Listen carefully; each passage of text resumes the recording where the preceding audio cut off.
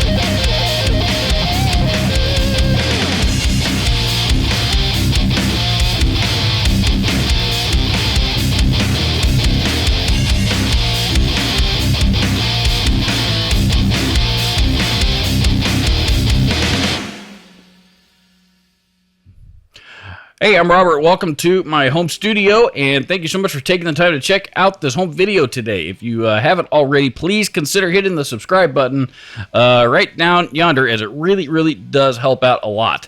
I was recently asked by a viewer, asked a question by a viewer that I realized I'm actually asked pretty often, and that question being, what metal distortion do I recommend on a budget? And the truth is, there's several of them out there, and you've got just off the top of my head. Of course, there is the TC Electronic Fangs distortion is very affordable. There's the Joyo Uzi distortion, which is a killer pedal. Let's see, that you have the you can find the Digitech. I think it's called the TL2, which is the metal distortion out of their Hardwire series. That you can find those very affordable in very good condition on the used market for $30, $40, $50. Of course, the Metal Zone is a classic, particularly if you like to run it into the effects loop. There's lots of great options out there for affordable metal distortions that don't sound like that sound great, and don't sound like that you're on a budget. And the one, or two of them actually, one of my favorites is the one that you don't see talked about very often in those circles, from a company called Biyang, and they have a distortion called the Metal End. And there's two versions of this distortion. There is the one called the Metal End King, which is the one that I am holding, and there's another version called the Metal End Pro. The Metal End, the only way that you can tell the two apart by looking at them is the King actually has a little picture of a crown over the E and end. That's the only visible cosmetic difference between the two of them. So, from an audio perspective, the difference between the two is that the End King is has higher end upgraded components on the inside of it versus the Metal End Pro. I've actually done a video on my channel a while back, a couple of years ago, where I actually compared the two, A-B the two, so that you can hear the difference. And you read the comment section, the vast majority of people seem to think that the Metal End King is the better sounding of the two. That said, if you've never heard this version, and the Metal End Pro is the only one that you have heard, that one does sound pretty good too. And there's a slight difference in price, $10, $15, $20 depending on the day between the two. But this one here can be had for about, I don't know, 60, 70, 80 bucks. Again, depending on the day, prices kind of seem to fluctuate on both of these a little bit, but regardless, whatever day it is still they're both still really affordable distortion pedals. So at this point, you've already heard this guy in a track. Let's twist some knobs on it by itself so you can get an idea of the range of everything and just all of the features that it has on it to offer.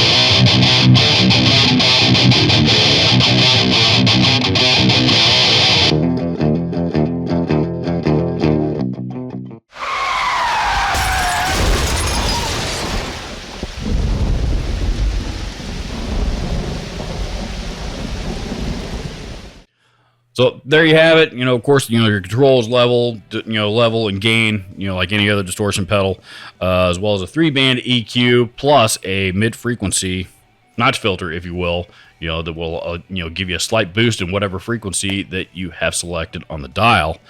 You got 3 overall modes of, normal, bright, and warm.